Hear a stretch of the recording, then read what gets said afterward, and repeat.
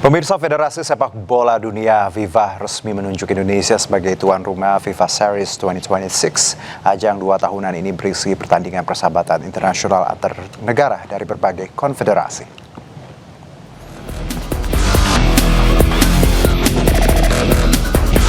FIFA resmi menunjuk Indonesia sebagai tuan rumah FIFA Series 2026. Ajang 2 tahunan berisi pertandingan persahabatan internasional antar negara dari berbagai konfederasi. Turnamen ini pertama kali digelar tahun 2004 lalu, dirancang untuk membuka kesempatan kompetitif bagi tim-tim nasional di luar zona mereka. FIFA Series 2026 akan berlangsung pada jendela pertandingan internasional Maret dan April mendatang. Indonesia mendapat kepercayaan untuk menggelar pertandingan sektor putra. Turnamen ini mempertemukan tim nasional dari lintas konfederasi dalam format laga persahabatan tanpa menambah jumlah pertandingan dalam kalender FIFA. Format turnamen ini dirancang untuk memperluas pengalaman bertanding negara-negara yang jarang bertemu di level internasional. Ketua Umum PSSI Erick Thohir menilai kesempatan ini sangat penting bagi perkembangan sepak bola nasional. Selain Indonesia, FIFA juga menunjuk Australia, Azerbaijan, Kazakhstan, Mauritius, Puerto Rico, Rwanda, dan Uzbekistan juga sebagai tuan rumah sektor putra. Sementara untuk sektor putri, FIFA Series akan memulai debutnya di Brazil, Pantai Gading, dan Thailand. Terkait upaya pencarian korban longsor di Banjarnegara, Jawa Tengah memasuki hari ke-7 dan membuahkan hasil. Sabtu siang, tim SAR gabungan kembali temukan 2 jenazah korban longsor.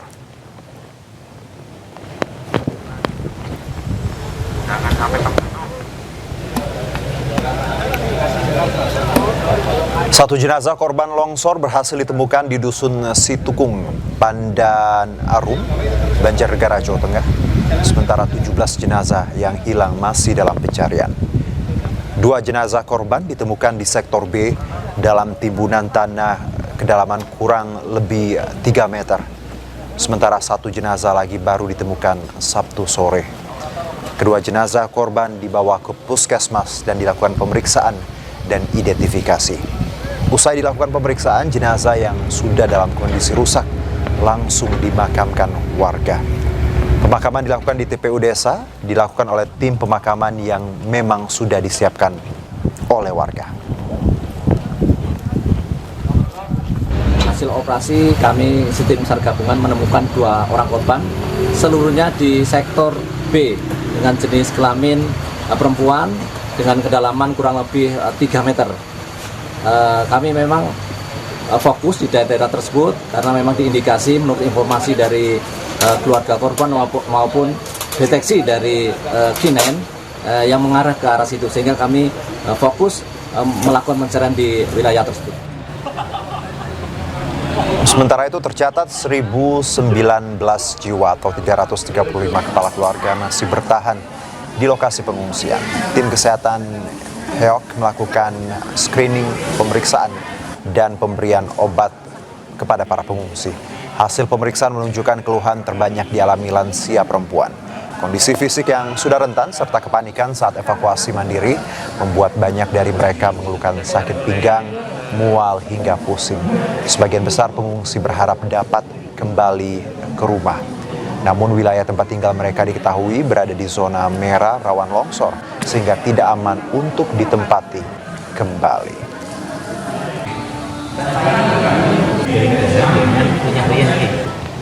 Ya, sementara itu 200 rumah warga di 2 dusun yang berada di kaki Gunung Semeru rata dengan tanah akibat erupsi dan banjir lahar.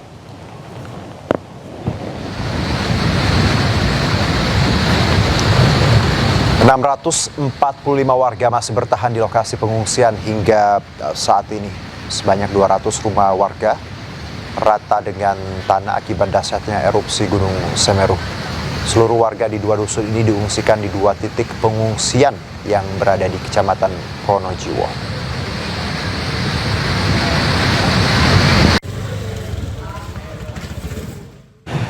Ya, pemirsa, banjir lahar dingin melanda aliran Sungai Gunung Semeru di Lumajang, Jawa Timur. Banjir lahar terjadi karena intensitas hujan yang tinggi berakibat pada naiknya debit air.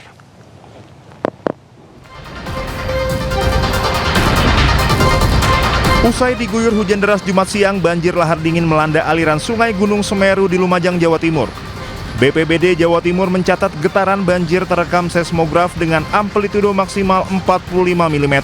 Tidak ada letusan yang terjadi dari Gunung Semeru sebelum terjadinya banjir lahar dingin. Namun banjir lahar dingin terjadi karena intensitas hujan yang tinggi akibat naiknya debit air. Kepulan asap hasil letusan sekunder membumbung tinggi melintas di jembatan Limpas Sumber Langsep.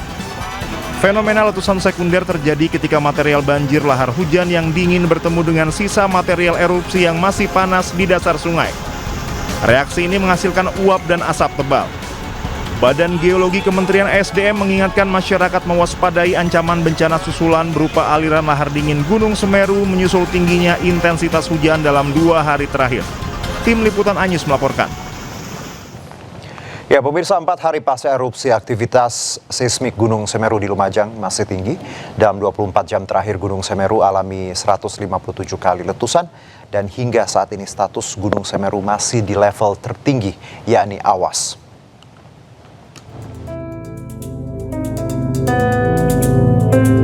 Letusan Gunung Semeru terekam kamera pengawas di Desa Oro-Oro Ombo, Kecamatan Pronojiwo, Lumajang, Jawa Timur.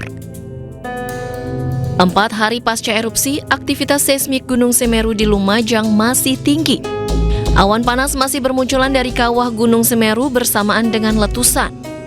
Dari data pos pengamatan Gunung Api Semeru dalam 24 jam terakhir, terjadi 157 gempa letusan, 17 kali gempa guguran, dan 19 kali gempa hembusan. Gunung Semeru pada saat ini masih dalam fase erupsi berkelanjutan, di mana aktivitasnya masih tinggi. Di sini masih terekam gempa-gempa letusan, setelah kemarin masih terjadi awan panas, akan tetapi durasinya relatif pendek. Kemudian lahar juga terjadi, dikarenakan pada saat ini terjadi hujan dan yang mengakibatkan membawa material-material hasil erupsi dan menjadi lahar di sungai-sungai yang berhulu di puncak di Gunung Semeru. Karena statusnya masih awas, masyarakat dilarang beraktivitas di radius 20 km dari puncak Gunung Semeru. Dari Lumajang, Jawa Timur, Yayan Nugraha, iNews melaporkan. Ya, pemirsa, memasuki hari keempat pasca erupsi Gunung Semeru, bantuan untuk para pengungsi terus berdatangan. Selain logistik, bantuan berupa pakaian anak-anak hingga mainan juga terus mengalir dari berbagai pihak.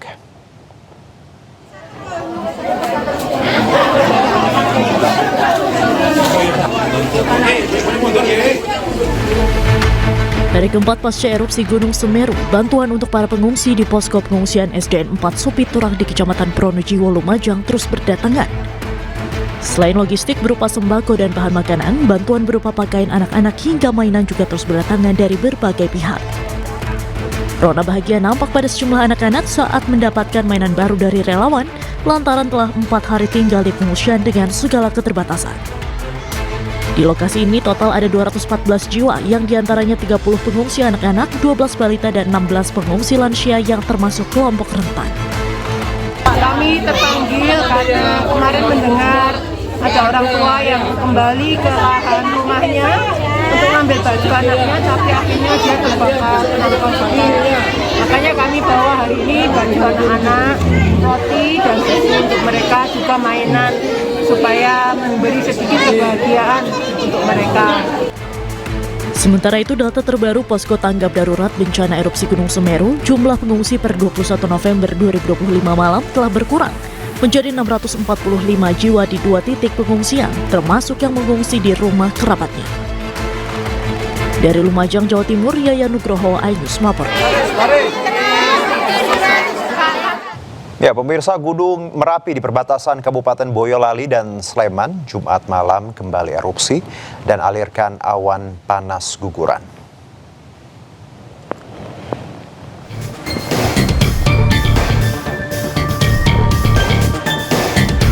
Ya, nampak pemirsa dari pengamatan kamera pemantau Balai Penyelidikan Pengembangan Teknologi Kebencanaan Geologi, guguran awan panas pertama terjadi pada pukul 21.23 waktu Indonesia Barat dengan durasi 206 detik. Kemudian guguran awan panas yang kedua terjadi pukul 22.59 waktu Indonesia Barat dengan durasi 121 detik. Jarak luncur keduanya sejauh 2.000 meter ke arah barat daya Kali Bebeng. Tingginya aktivitas vulkanik Gunung Merapi saat ini status Merapi tetap pada level 3 atau siaga. Dan untuk warga di sekitar lereng Merapi dihimbau untuk tidak melakukan aktivitas dalam radius 5 hingga 7 km dari puncak Merapi.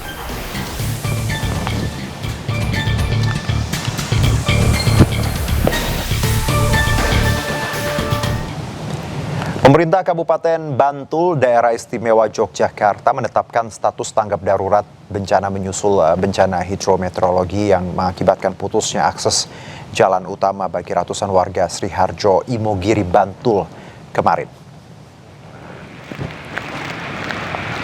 Jalan Ampul. Kita bersama Pak Arif. Tampak tak hanya memutus akses jalan, pergerakan tanah di wilayah ini juga sebabkan kerusakan sejumlah rumah warga. Dan untuk menghindari hal yang tidak diharapkan, warga yang rumahnya mengalami retakan diminta mengungsi ke tempat yang lebih aman. Sementara itu pemerintah Kabupaten Bantul juga telah membuka beberapa pos untuk menyalurkan bantuan bagi warga seperti selimut, alat mandi, serta mendirikan dapur umum guna mensuplai makanan bagi warga di lokasi pengungsian. Mulai tanggal 21 sampai 14 hari ke depan, 5 Desember, Bantul dalam kondisi darurat bencana hidrometeorologi. Nah, di dalam masa inilah kami akan melakukan langkah-langkah yang diperlukan untuk penyelamatan nyawa, harta benda. Pencekalan terhadap Roy Suryo CS ke luar negeri dalam kasus tudingan ijazah palsu Presiden ke-7 Republik Indonesia berlaku selama 20 hari. Namun Kabid Humas Polda Metro Jaya menuturkan pencekalan terhadap ke-8 tersangka ini akan diperpanjang dari awalnya 20 hari menjadi 6 bulan. Alasannya untuk memudahkan proses penyelidikan yang dilakukan oleh Polda Metro Jaya yang saat ini masih berlangsung. Jadi pencekalan oleh penyidik itu dikirimkan untuk ke-8 yang berstatus tersangka.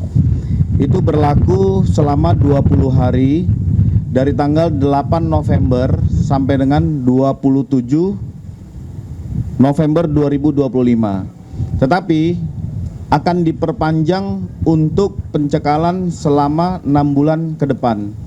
Ini surat masih akan berproses untuk pencekalan kedua. Sebelumnya Roy Suryo CS tak ditahan usai diperiksa sebagai tersangka terkait kasus fitnah ijazah palsu Jokowi pada Kamis 13 November 2025 lalu.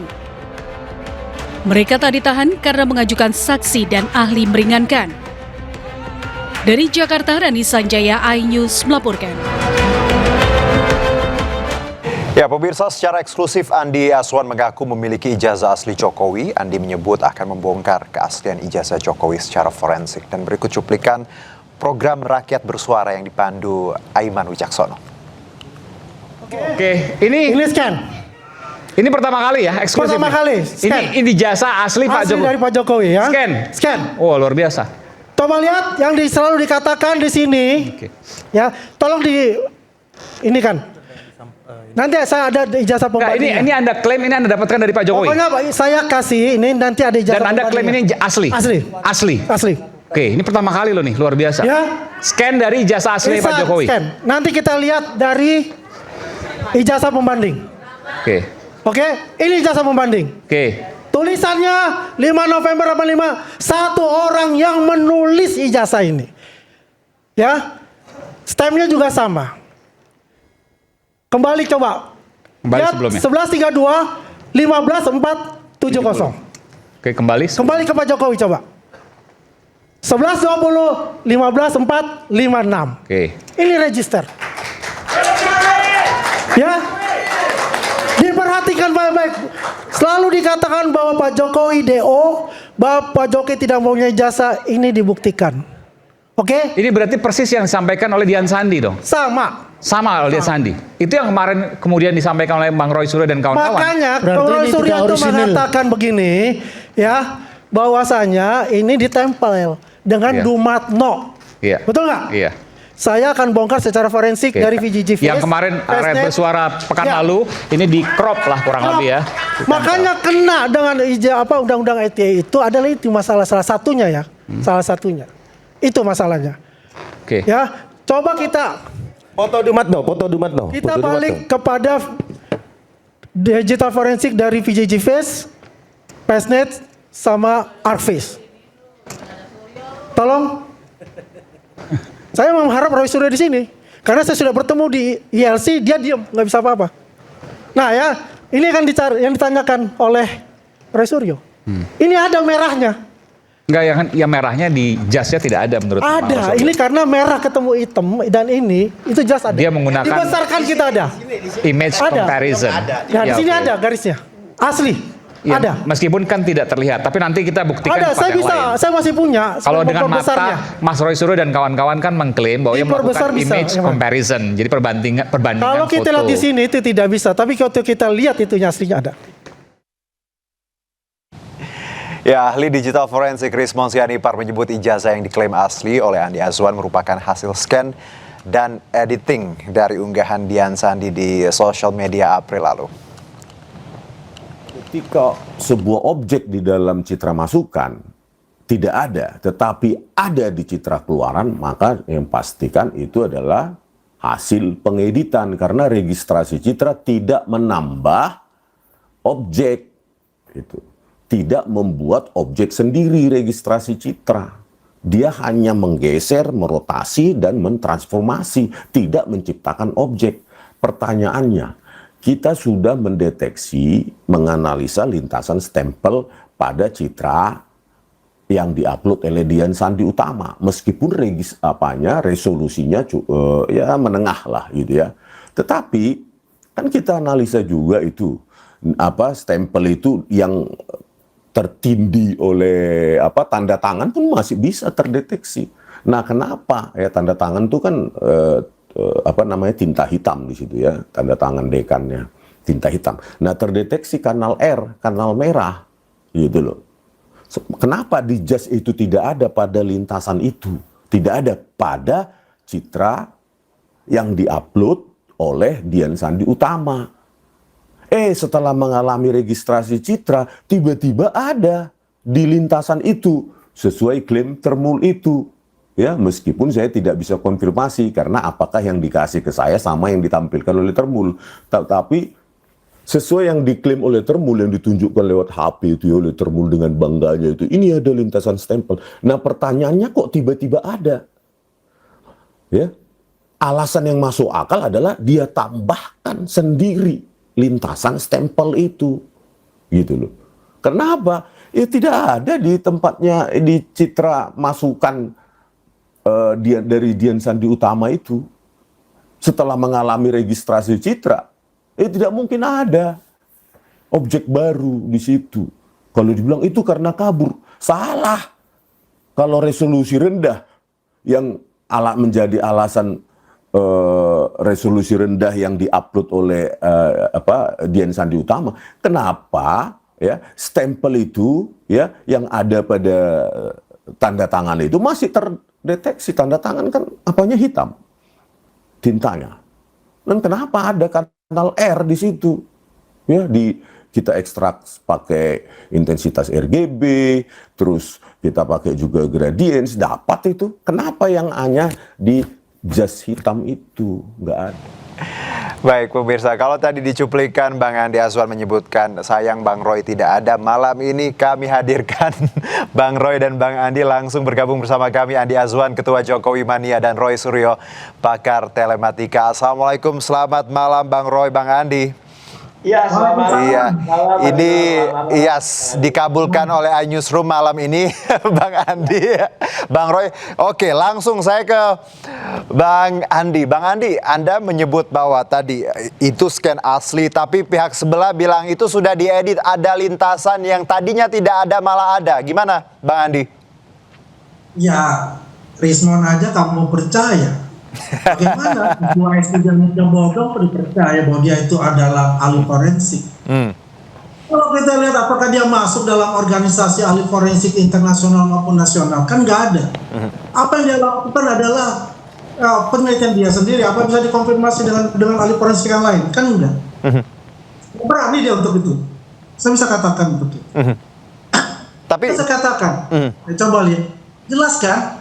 Ini udah perbesar banyak kan? Yang saya tampilkan kemarin, kan dibilang nggak ada. Coba, gitu loh. Oke. Makanya kita tampilkan kemarin itu ya. Kan saya sudah bilang itu scan-nya dari Pak. Ya kan? Terserah, karena itu saya tergelitik begini, karena masalahnya ada kata Pak Dumatno di fotonya ijazahnya Pak Jokowi. Yang selama ini Pak Dumatno itu adalah sahabat saya, sahabat lama saya. Cuma saya kan tidak mau memunculkan itu dulu. Sampai muncul yang namanya Rustam Effendi itu mengatakan bahwa foto yang jelas itu ada dibilang anaknya Dumatno. Nah, saya ketawa untuk itu. Oke. Ya, tiba-tiba Pak Dumatno Budi Utomo itu saya panggil dia tuh Budi. WA saya, yuk kita makan siang yuk Mas Andi. Ayo saya bilang. Setelah saya tanyakan. Oke, sebentar Bang Roy. Oke. Saya tanyakan apakah Mas Budi foto yang di ijazahnya Pak Jokowi itu menurut anaknya Mas Budi itu adalah fotonya Mas Budi. Wah, dia kaget gitu. Itu bohong, itu fitnah, itu orang besar itu begitu. Ya, baik. Karena anaknya Mas Budi itu perempuan, anggota DPRD Surakarta. Gitu loh. Yang ditampilkan itu oleh si Rustam itu adalah fotonya anaknya Mas Dumatno. Ketawa ngakak, saya terus terang aja saya bilang. Ini orang kok kalau mau jadi ini ya pintar-pintar dikit lah. Baik. Semua gitu. Oke, Bang Andi. Saya langsung ke Bang Rosuryo. Kalau nggak salah Bang Rosuryo yang bilang Dulatmo itu fotonya. Ya Bang, gimana Bang? Silakan Bang. Ini kita nanti bicara Dumatnonya kalau ada Rustam saja. Baik. Ya gitu. Kita bahas sekarang soal file yang diklaim bahwa itu hasil scan. Saya bisa pastikan 99% itu palsu. Ya, kalau itu hasil scan. Itu bukan scan yang baru. Itu adalah scan yang sama dengan yang sudah diupload oleh Dian Sandi pada tanggal 1 April, hanya dikoreksi. Dalam istilah grafis ya, ini supaya ngerti. Itu ada dikoreksi dengan nama, dikoreksi cacat paralaksnya. Paralaks ya. Jadi paralaksnya yang tadinya Dian Sandi itu miring, itu dikoreksi. Kita bisa lihat nanti pada saat rakyat bersuara minggu depan, kita pastikan, saya tunjukkan detailnya di mana kesalahannya. Ketika logo UGM yang saya sebagai asli mahasiswa UGM, itu jelas logo UGM itu bulat ya, dan itu ada maknanya, bulat itu apa, dan kemudian teratainya kayak apa, itu ada. Ini jadi lonjong di logonya ditampilkan, itu terhina, ini UGM dihina dengan logo yang jadi lonjong itu yang pertama. Kedua adalah itu file itu adalah jelas bahwa tampak benar di file itu adalah sama. Saya akan tunjukkan nanti analisis histogramnya. Nah ini Andi Hasan mungkin nggak ngerti itu analisis histogram nanti ya. Jadi nanti ada entropi histogram yang saya tampilkan antara Dian Sandi yang diupload dengan yang diupload ini pada saat rakyat bersuara minggu yang lalu. Nanti di rakyat bersuara minggu depan akan jelas. Jadi setelah dikoreksi itu jelas, dan di situ sama aja, nggak ada watermarknya, nggak ada embossnya, nggak ada lintasan foto stempel. Stempel tuh nggak bisa dilihat gitu aja. Ada alat untuk menguji, Pak Andi. Alatnya adalah untuk menguji, namanya program Luminance and Gradients. Nanti saya tunjukkan Luminance and Gradients-nya. Jelas betul ya gitu bahwa itu tidak ada lintasan stempelnya. Jadi apalagi kalau di ELA, Error Level Analysis, ini jelas harus di ELA karena ini file digital. Itu akan terbantahkan semua dan ketawa aja. Dan satu lagi yang saya koreksi adalah nggak benar kalau waktu di ILC saya diem aja, langsung saya bantah itu juga. Yang sudah jelas minggu depan hari Selasa ya Mas Juno, kita ketemu. Gitu. Saya jelaskan dengan detail. Filenya sudah saya kirim ke iNews. Itu akan ilmiah dan akan dijelaskan oleh ahli telematika beneran ya, bukan jadi-jadian. Ya, gitu. Oke, Bang Andi, langsung Bang Andi.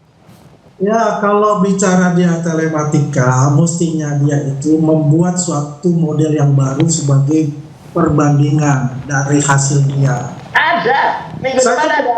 Itu adalah mengenai foto yang dikatakan fotonya Pak Jokowi itu yang benar-benar ada foto ijazah. Ya udah, nanti saya jelasin. Nah ini masalahnya, karena itu tidak mau menampilkan, tapi ketika berbicara adalah foto Dumatno di situ, itulah arti kan saya langsung kan dipakai PJJ-net. Sebentar Bang Roy. Ya, Bang Andi dulu ya Bang Roy. Oh, oke, silakan Bang Andi. Distorsi gitu loh. Ya, lu kebiasaan tuh begitu. daripada Sebentar Bang Roy. Ya, Bang Andi silakan. Nanti pembuktian itu kan kita mau menjelaskan versi lu udah. Versi bukan udah. Versi bukan lagi mau dijelaskan. Ya kenapa dibilang menggunakan namanya computer vision itu, ya kan? Menggunakan art face, menggunakan digiface, menggunakan face make, gitu. Itu kan perbandingan itu. Karena kalau aku fokus ke foto itu, oke. Kalau bicara perbandingan, ya ada namanya ijazah dari perbandingan itu clear lah. Yang dikatakan fotonya itu adalah foto Dumatno, itulah yang menggelitik saya untuk mencoba. Oke. Ngecek. Nanti kita di rakyat bersuara coba kita cek juga. Kita cek. Oke. Nah, sekarang pertanyaannya, kemarin kan Bang Andi pakai VJJ-net. Simpel aja. Tuh terjemahannya VJJ-net apa? Arti VJJ-net apa? Ayo. Tuh Bang Roy, gua nggak mau bicara hal-hal. Oke. Ngapain? Sok bilang pakai VJJ-net. Aja kita. Panjangannya VJJ-net aja kan. Itu loh. Ayo daripada nanti buka Google tak kasih tahu. VJJ-net itu virtual geographic. Nggak usah kita bicara itu, makanya kan terlalu geometri. Baik. Asal aja ngomong VJJ-net nggak ngerti. Bang Roy, Bang Andi. Iya, izin. Boleh bicara saya atau Iya. Oke, sebentar Bang Roy, Bang Andi ya. Ini biar kita gini. Iya, yang nonton kan biar yang nonton makin ngerti, jadi kita biar satu-satu ya. Tapi saya paham maksudnya Bang Roy ingin encounter gitu ya. Tapi saya ke Bang Andi dulu ya, Bang Roy. Sebentar, sedikit lagi Bang Roy. Bang Andi, kalau tadi yang disebutkan bahwa ini bukan scan yang baru, hanya dikoreksi, ada foto logo UGM yang lonjong, lintasan tanda tangan yang tadinya tidak ada lalu ada. Apakah Bang Andi menyadari ada perbedaan dengan yang Dian Sandi sebelumnya? Palsu itu. Kalau kita lihat dengan Dian Sandi kan yang dia tidak mengecek sampai yang paling kecil gitu, hingga menimbulkan kelihatan itu gambar dari Oke. Ya, terserah Mas Roy itu mau ngomong apa ya, yang jelas ini saya menjelaskan kepada publik konsentrasi saya itu adalah apa dari foto yang dikatakan itu. Iya Bang, ijazahnya bukan karena fotonya Pak Jokowi yang dari di beliau waktu bertunangan dengan Ibu Iriana. Nggak ada bilang untuk tunangan, ijazah ini dulu. Di sini Pak Dumatno dibilang Oke. Ijazahnya Dian Sandi sama. Ini ada Dumatno. Baik. Pembohongan publiknya di situ masalahnya. Ini kebohongan publik katanya. Baik Bang Andi. Kita ke Bang Roy ya Bang Andi ya. Bang Roy silakan. Nggak usah belok-belok ke foto tunangan dan sebagainya. Yang jelas ijazah yang selama hari 1, 2, 3 hari ini diklaim itu scan palsu. Sudah bisa kita pastikan. Nanti akan saya tunjukkan di mana kepalsuannya. Ya jelas 99% ini ijazah Dian Sandi, hanya dikoreksi cacat paralaksnya. Kemudian nanti akan saya bandingkan dengan analisis histogramnya. Dan jelas betul tadi saya tanya, terjemahannya VJJ-net aja nggak ngerti. Udah jelas Anda ngomongin VJJ-net. Ya janganlah Bang Andi, Anda serahkan aja pada yang ngerti. Jawabnya, visual geometry group itu dari Oxford. Lah, ya tadi karena saya sudah bilang. Saya tadi nggak mau ya, artinya begini. Makanya Oke. Masalah pertanyaan. Baik. Kalau aku mau tanya, PJJ itu dari mana?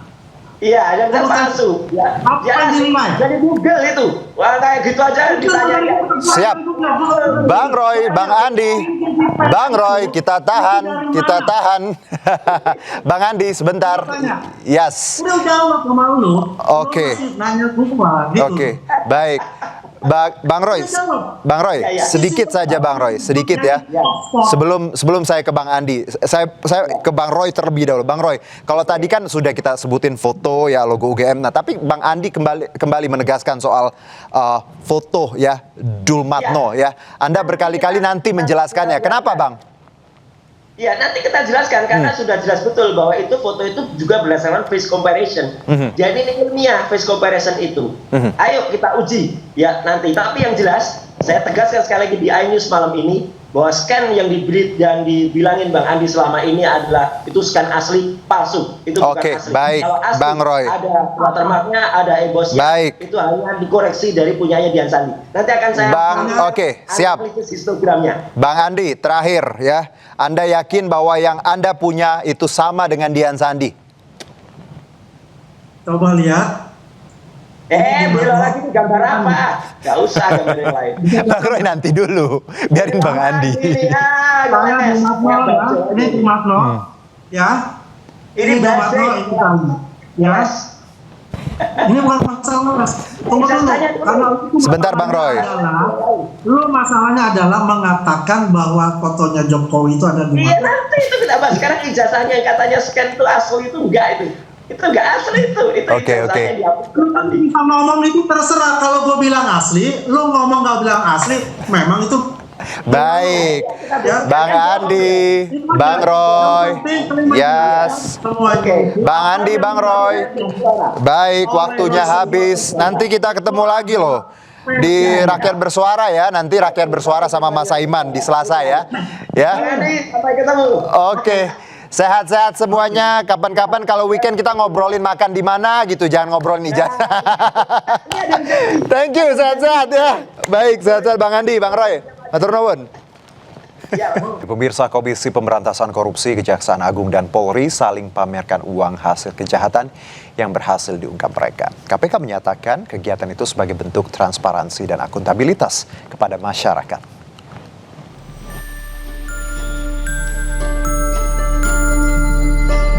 KPK memamerkan uang rampasan terkait kasus investasi fiktif PT Taspen di ruang konferensi pers Gedung Merah Putih KPK Jakarta. Nilai uang yang dirampas untuk negara mencapai 883 miliar rupiah. Kasus investasi fiktif PT Taspen telah bergulir penyidikannya di KPK. Awalnya 2 orang ditetapkan tersangka dalam kasus ini, yaitu Dirut Taspen Antonius Kosasi dan mantan Direktur Utama PT Insight Investment Management, Ekiawan Heri Primarianto. Kemarin KPK menunjukkan barang rampasan yang diserah terimakan kepada PT Taspen terkait dengan perkara pengelolaan dana investasi oleh PT Taspen. Kami menunjukkan barang rampasan yang diserah terimakan tersebut, yang pertama tentu sebagai bentuk transparansi dan akuntabilitas kepada publik, sehingga masyarakat bisa betul-betul melihat bahwa barang rampasan ya, ini bukan sekedar barang sitaan, tapi ini barang rampasan yang memang sudah ditetapkan untuk dirampas menjadi milik negara. Itu tidak sekedar angka, tapi memang ada wujud uangnya. Sebelumnya, Kejaksaan Agung juga menyerahkan uang hasil sitaan dari tersangka korporasi di kasus dugaan korupsi CPU. Total kerugian negara yang berhasil diperoleh mencapai 17 triliun rupiah. Namun sekitar 4, triliun rupiah belum diserahkan karena penundaan penyerahan dari 2 korporasi. Total lebih dari 13,2 triliun rupiah uang yang disita diserahkan kepada negara melalui Kementerian Keuangan dan disaksikan secara langsung Presiden Prabowo Subianto. Tumpukan uang senilai 2,4 triliun rupiah dihadirkan langsung di lokasi konferensi pers. Saya ucapkan terima kasih dan penghargaan kepada semua jajaran, terutama Kejaksaan Agung yang telah dengan gigih bekerja keras untuk bertindak melawan korupsi, manipulasi, penyelewengan. Selain itu, pada 25 Agustus 2025, Direktorat Tindak Pidana Cyber Barreskrim Polri juga membongkar kasus judi online. Sejumlah barang bukti ditampilkan dalam kegiatan ini, termasuk tumpukan uang hasil sitaan judi online. Tumpukan uang dengan pecahan Rp100.000 ini terbagi dalam tumpukan per 100 juta dalam tiap plastik. Selain itu, ada juga barang bukti elektronik yang ditampilkan. Sebelumnya, Polri membekukan 576 rekening dan 235 rekening dengan nominal yang berbeda. Total dana yang dibekukan dan disita mencapai Rp154,3 miliar. Tim Liputan iNews melaporkan. Ya, pemirsa, belum pernah sebelumnya KPK menunjukkan kepada publik gunungan uang hasil sitaan kejahatan. Unjuk keberhasilan ini menyusul Kejaksaan Agung dan Kepolisian. Dan untuk membahasnya, ada fenomena apa yang terjadi, kita terhubung dengan ahli hukum pidana Abdul Fikar. Assalamualaikum, selamat malam, Bang Fikar. Waalaikumsalam. Iya. Selamat malam, Bang Harjuno. Iya. Ya. Bang, ini tak biasa gitu untuk KPK ya. Karena kalau yang biasa kan Kejaksaan Agung udah sering, polisi juga udah sering. Anda melihat tren yang sedang dilakukan KPK mengikuti dua lembaga ini. Ini ada apa sih, Bang, sebenarnya? Iya, seperti yang dikemukakan oleh jubirnya, ya katanya tekanannya pada transparansi, gitu ya. Transparansi dan akuntabilitas. Artinya pada keterbukaan dan pada tanggung jawabnya kepada masyarakat. Itu alasannya. Tetapi kan selama ini kita kan mungkin belum ada survei yang menyatakan, tetapi saya kira semua orang tahulah bahwa KPK itu memang bekerja walaupun dulu belum masuk ke dalam institusi sebagai eksekutif, dia secara independen sudah melakukan hal-hal yang spektakuler gitu. Artinya dia bisa merampas segala macam. Artinya tanpa dia memberitahukan juga kepada publik, sebenarnya tidak ada masalah gitu. Artinya maksud saya orang pasti percaya gitu dengan independensinya, ya, kemudian dia bekerja dengan baik dan kemudian mengembalikan kerugian negara kepada negara. Nah, tetapi dengan penampilan yang terakhir ini kan terkesan ada persaingan nih, ya kan? Terkesan ada persaingan seolah-olah siapa yang lebih banyak memasukkan menghasilkan uang atas kerugian negara dan sebagainya. Gitu. Sebenarnya wajar saja bagi polisi dan kejaksaan.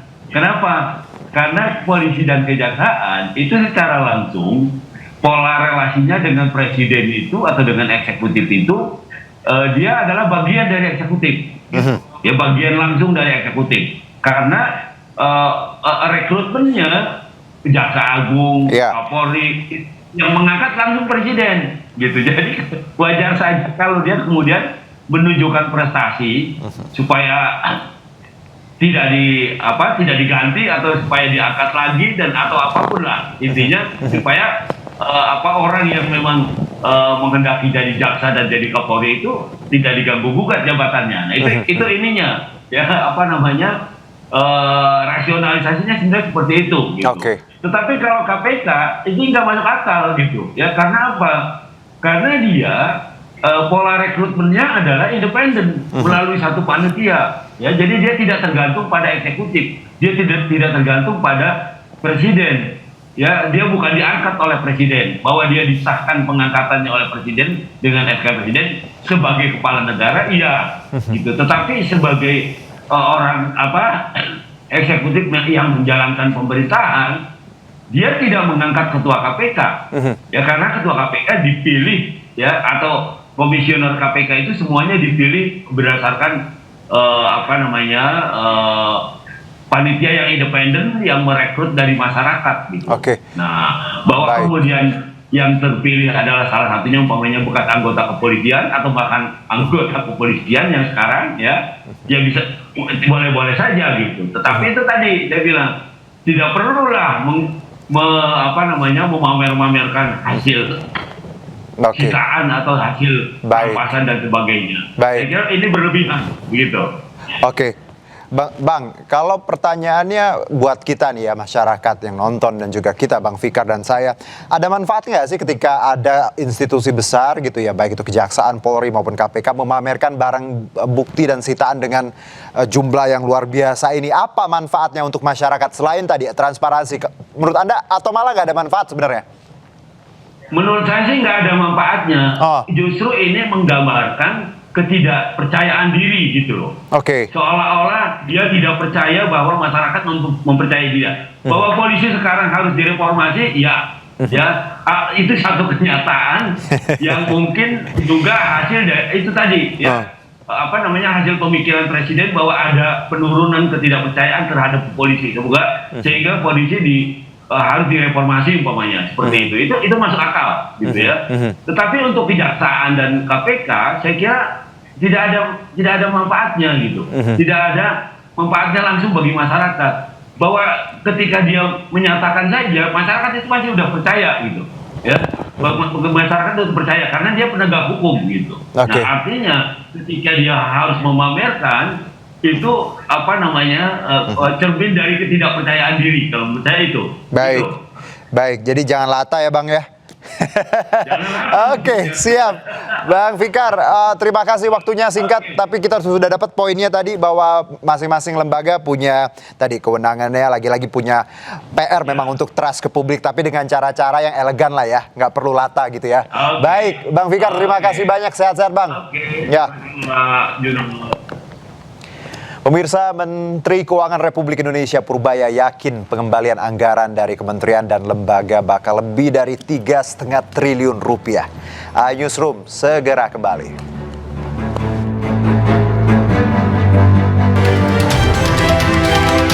Bakaran sih. Iya, bakaran sih. Aduh, ya kokoh. Kayaknya tadi enggak deh. Sebuah toko bangunan di Jalan Rasuna Said Cipete, Kota Tangerang, Banten terbakar.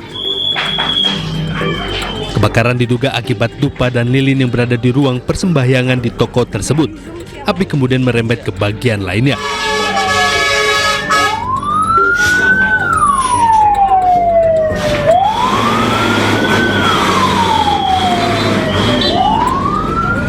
Lokasi kejadian yang ramai dan jauhnya sumber air membuat kesulitan petugas pemadam dalam memadamkan api. Menurut laporan karyawan itu dari dupa dan lilin tempat dia buat sholat atau sembahyang. Sempat ada kesulitan nggak? Untuk pemadaman kita kesulitan sumber air karena jalan banyak terhambat oleh kendaraan besar seperti truk-truk dan juga kendaraan pribadi. Setelah 2 jam, api berhasil dipadamkan setelah petugas mengerahkan 6 unit mobil pemadam. Tidak ada korban jiwa dalam kejadian tersebut, namun banyak kerugian ditaksir mencapai ratusan juta rupiah. Dari Tangerang, Banten, Sukron, iNews melaporkan. Komite Nasional Keselamatan Transportasi melakukan investigasi terkait pesawat jatuh di Karawang, Jawa Barat. Petugas mengumpulkan data teknis mengenai kondisi terakhir pesawat sebelum jatuh.